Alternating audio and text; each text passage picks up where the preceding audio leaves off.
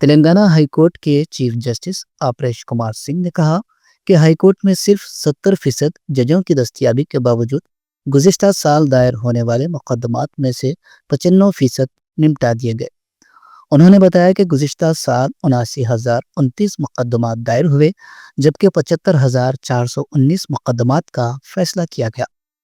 Chief justice نے کہا کہ یہ کامیابی ساتھی ججوں، عدالتی عہدیداروں اور بار کونسل کے اراکین کے تعاون سے ممکن ہوئی۔